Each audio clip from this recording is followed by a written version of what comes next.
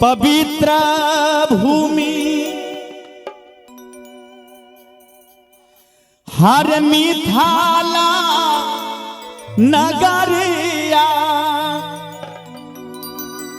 मिथिला नगरिया हमरो कहाँ ने जाय छै रे कहरिया। माता जानकी जखन अयोध्या से विदा होय छथिन जनकपुर के लिए, ओना तो मिथिला के ऋषि जन के कहावत है राम सनक दुल्हा आ सीता सनक दुल्हिन सदखन मिथिले में रहलखिन। बड़ा सुंदर रचना है। माता जानकी कोई कहरिया से जवाब करे एहोना पवित्र भूमि मिथिला नगरिया हर मिथिला नगरिया हमरो कहाँ ने जाय छै रे कहरिया। हमरो कहाँ ने जाय छै रे कहरिया।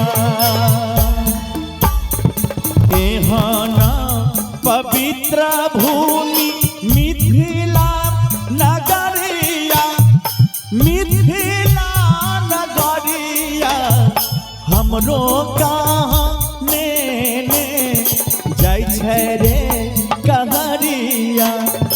हमरो कहाँ ने जाय छै रे कहरिया।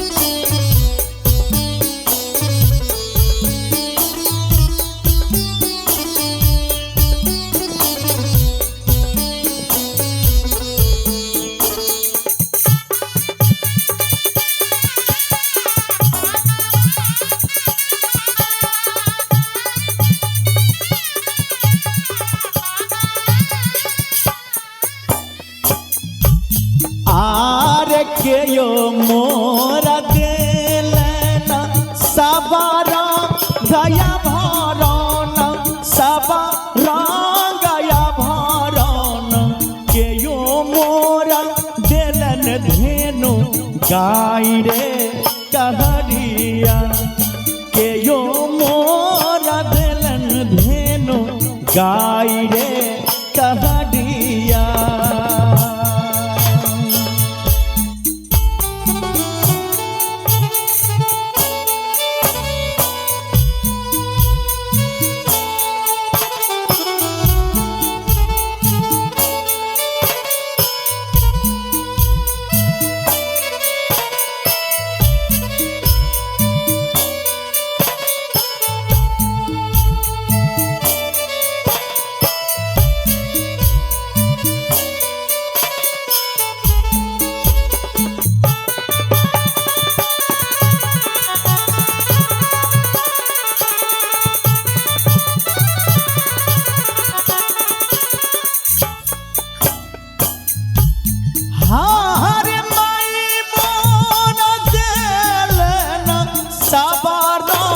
गया भरन सबरा गया भरन बाबा मोरा देलन धेनु गाय रे कहरिया।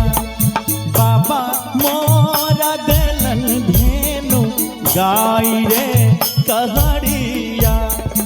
अगना में बैठी के बाबा बाबा कानई दुआरे पर कानई धेनु गाय रे कहरिया। दुआरे पर कानई धेनु गाय रे कहरिया।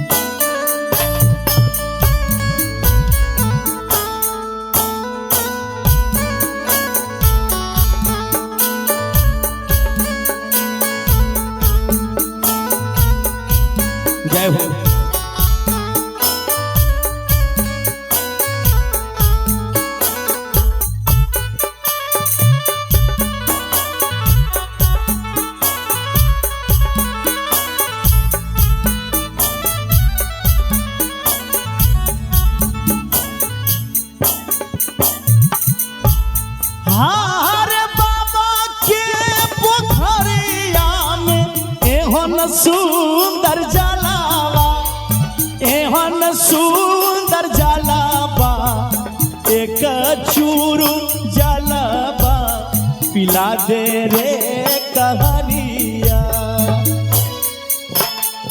एक चूरू जलावा पिला दे रे कहरिया। मिली ली यौ जुली ली यौ संगा के सहेलिया, सखी है सहेलिया, सीता चलल ससुरा, सीता चलल ससुरा। मिल लिया जुली लिया संग के संग तुरिया है, सखी है सहेलिया, सीता चलल ससुरा, सीता चलल ससुरा। एहन पवित्र भूमि मिथिला नगरिया, मिथिला नगरिया, हमरो कहानी जाय छरे कहरिया, हमर कहानी जाय छरे कहरिया, हमर कहानी जाय छरे कहरिया, हमर कहानी जाय छरे कहरिया।